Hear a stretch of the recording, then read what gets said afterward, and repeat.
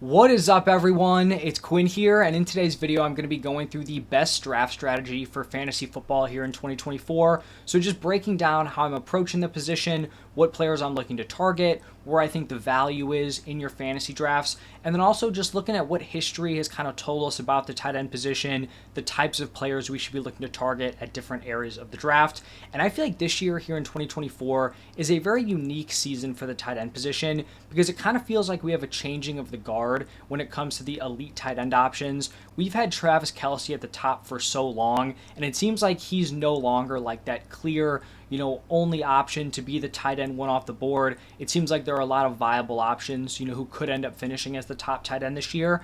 And we're also in a spot where since 2017, we have had at least two tight ends go in the first two rounds every single year. So Kelce, plus another guy, whether it's Gronk, Mark Andrews, players like that, we had two tight ends going in the first two rounds.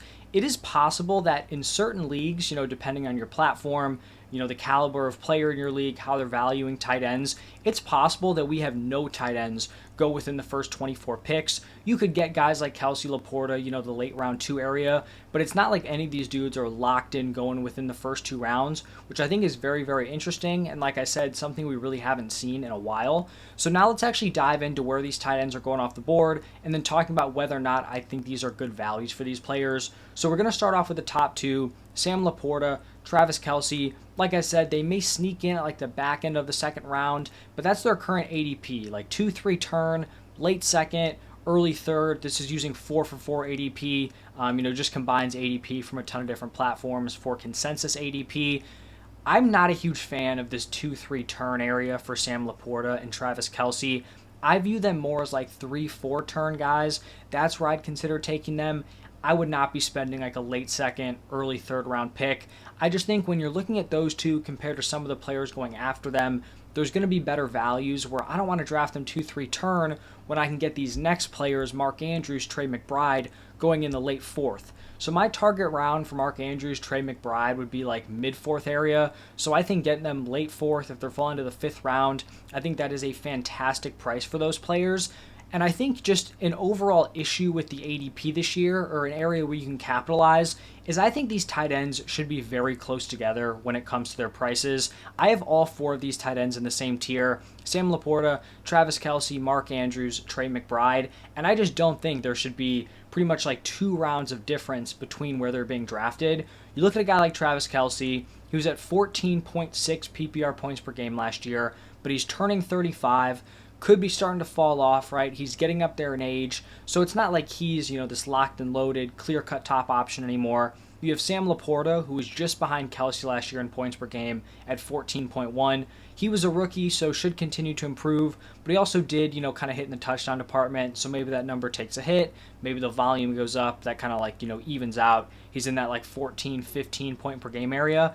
But then you have Trey McBride, where his full season numbers don't look great, but once he became the full-time starter, in the last 10 games of the season, he averaged 15 PPR points per game. So when he was getting that starting usage, he was actually outproducing guys like Travis Kelce, Sam Laporta. Now heading into, his third season, Kyler's still at quarterback. I don't think he should be going, 2 rounds after Laporta, Travis Kelce. And then Mark Andrews, if you remove the one game where he, left with injury, played less than 10% of the snaps, and then missed the rest of the regular season, if you remove that game, he would have been averaging 14.6 PPR points per game.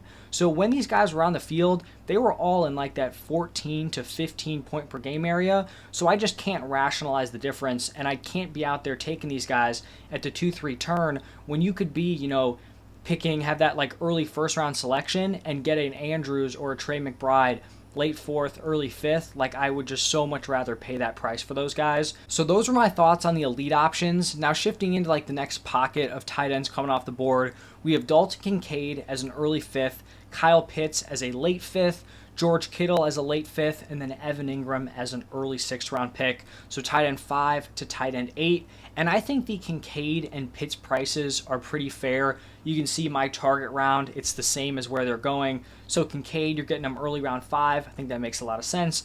Kyle Pitts, late round 5. I like it. For Kincaid, he had a decent rookie year. You're definitely projecting a little bit, right? You're expecting he takes a leap. Stephon Diggs is gone. He's heading into year 2. Typically, it's tough for tight ends to break out as rookies. Sam Laporta's, kind of the anomaly there. So you have to project for Dalton Kincaid, but he has the opportunity in a pretty wide open wide receiver room where at tight end, he could potentially be the top target for this team, which obviously comes with a ton of upside. So, taking that kind of swing in round 5, I think makes some sense.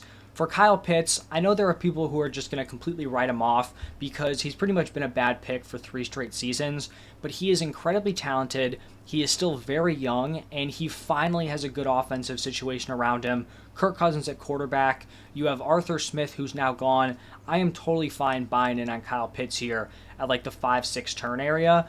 The 2 guys that I'm not super high on in this range, George Kittle late round 5, that's tough for me to pay that price. I'd be taking him like a round later as like a late 6th. And then same thing with Evan Ingram. Not as bad because he's going like early 6th round, but I'd be considering him more like late 6th round. For Kittle, it is not a talent issue at all. It's just a situation here. Like assuming Ayuk doesn't get traded, you're competing for targets with Ayuk, Debo, Christian McCaffrey. It's not going to be a super high volume passing attack. We saw it last year. So Kittle, nothing to do with his ability. It's just the situation he's in. You're kind of banking on injuries here drafting him, which I don't think you're really banking on for any of these other tight ends. And then Evan Ingram, like I said, not totally out on him. I just think he's getting pushed up a little bit. Not sure if the volume is going to be the same as it was next year. Shifting into like this next area of tight end, we have Jake Ferguson, David Njoku, and Brock Bowers. These are like the options where if you didn't get a top 8 guy, a potential elite option, these are like the mid-round guys you're looking at. So Jake Ferguson, early 8th round ADP. My target round for him is round 8, so I like it. Same thing with David Njoku, early 8th, target round 8th. Bowers, he's going early 9th. I'm cool taking him in the 9th round.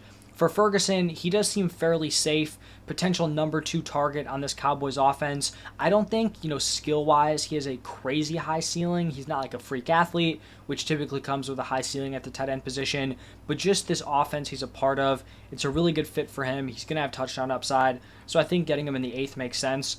David Njoku definitely feels more like a boom or bust option, where he was an absolute monster last year with Joe Flacco at quarterback. The problem is Joe Flacco's not his quarterback, it's Deshaun Watson, and his numbers were not great when Watson was quarterback. So I think Njoku in the right situation with good quarterback play probably has the higher ceiling, but we just don't know if he's actually going to be getting that this year.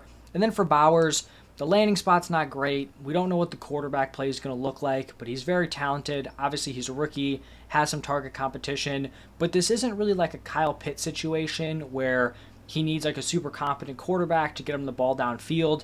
Bowers is definitely explosive with the ball in his hands. He just needs to get those touches, and he can turn them into big plays. He's not overly reliant on the quarterback. So round 9, totally cool with that.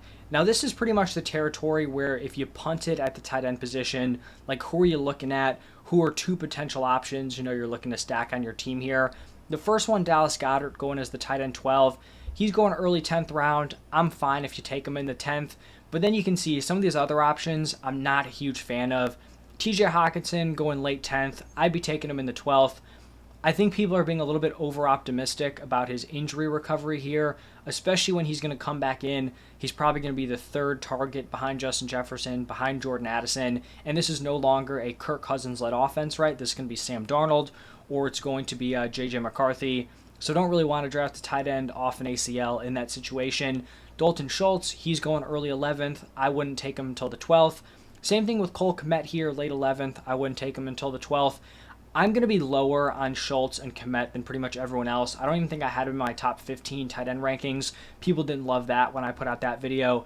I'll get into that a little bit. Pat Freiermuth, tight end 15. He's going late 11th. He's the guy I'd be looking for here, where if you missed out on like a top 10 tight end, Freiermuth I think is a very solid like later round option to hit up at the tight end position.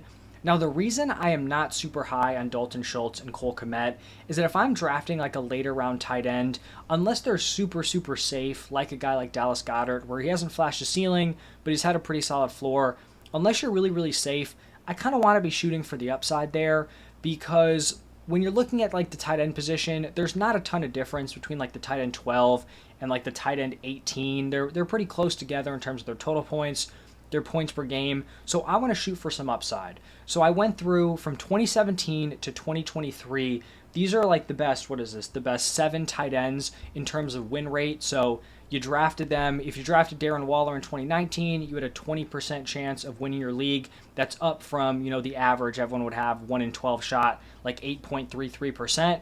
So these are the guys: Darren Waller, Sam Laporta, Mark Andrews, Robert Tonyan, Cole Kmet, Evan Ingram, Eric Ebron. All these guys had a win rate of 16% or better, so they're pretty much like doubling your chances to win your league by drafting them. I think this is like round 10 or later. So these are later round options that could potentially have been league winners for you.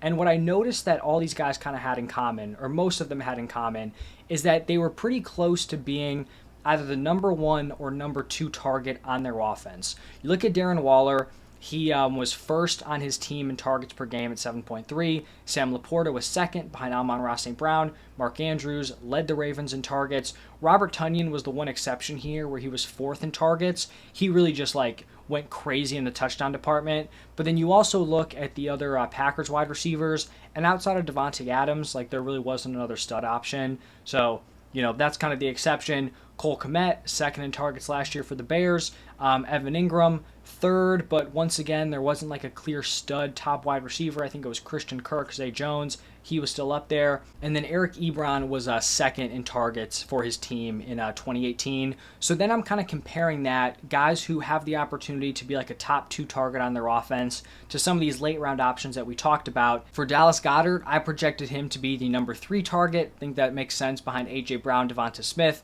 TJ Hawkinson, also 3rd behind Jefferson and Addison. Dalton Schultz, this is why I'm not a huge fan of Schultz and Kmet. Projected target rank, 4th, right? He's going to be behind Nico Collins. He's going to be behind Tank Dell. He's going to be behind Stephon Diggs. There is just zero upside with that pick unless somehow he goes out there and scores 10 touchdowns, something like that. But do you want to bank on Dalton Schultz scoring 10 touchdowns when you have those other stud wide receivers there? I don't. So that's why I'm not super in on Schultz. Same thing with Cole Kmet, right? 4th in targets, most likely behind DJ Moore, Keenan Allen, Rome Odunze, 2 very, very strong wide receiver rooms. I'm just not seeing the peak for these guys. Pat Freiermuth, the reason why I'm in on him is that outside of George Pickens, the targets are just up for grabs, right? Roman Wilson as a rookie, day 2 pick, might end up, being the number 2 wide receiver for them.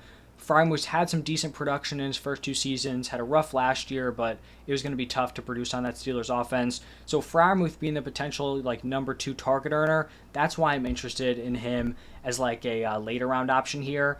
And then there were a few tight ends that I just wanted to kind of throw shout outs to. Maybe they're not going super high in terms of their ADP, but I think they're interesting later round options if you're not trying to spend around 10, 11 pick on a guy like Dalton Schultz, Cole Kmet. You can really just kind of punt the position and go after some of these later round guys. Now the first one doesn't apply with that target thing we're talking about. It's Taysom Hill. I just think he's going to be used creatively. He'll probably have some involvement as a pass catcher, but I think he could get goal line work. He's just going to have someone who's going to have a weekly role, and when you're kind of just throwing darts at this point, I think you could do worse than a guy like Taysom Hill. I think another guy who's interesting, Hunter Henry. You look at this Patriots wide receiver room, you have a bunch of different guys who could kind of step up, whether it's Douglas, Polk, some of the other young options they have there, maybe, some of their veterans. But Hunter Henry, he's been proven. He's had a decent role since he's been with the Patriots. Could be someone who's a top target earner for them. Tyler Conklin's another guy with the Jets, where outside of Garrett Wilson, you have Mike Williams coming off, I think, a torn ACL. The targets are up for grabs there for the Jets. Conklin could be interesting. Ben Sinnott with the Commanders, outside of Terry McLaurin. Who knows what's going on there? He's going to have to beat out Zach Ertz, but if he's not beating out Zach Ertz at this point, it wasn't going to happen even if Zach Ertz wasn't there. And then Greg Dulcich, someone I liked, has had some trouble with injuries, but you look at this Broncos team, right? You got Cortland Sutton. Behind him, it's kind of up in the air. Maybe Greg Dulcich steps up. He's a great receiving tight end. So those are some of their super late options, guys that may go undrafted, like your Tyler Conklins, Ben Sinnott, Greg Dulcich. Sinnott and casual platforms probably isn't getting picked. So just guys to kind of keep an eye on. And then the last thing I'm going to leave you guys with here is this is kind of my general approach when I'm going into drafts. Now, obviously, I'm not locked into this. If players are falling, I'm totally interested. If Kelsey and Laporta are slipping, I'm not passing on them because I'm locked in on McBride and Andrews. But typically what I'm noticing is that mid to late fourth into the fifth. If I want the tight end position, I'm looking at guys like Trey McBride, Mark Andrews.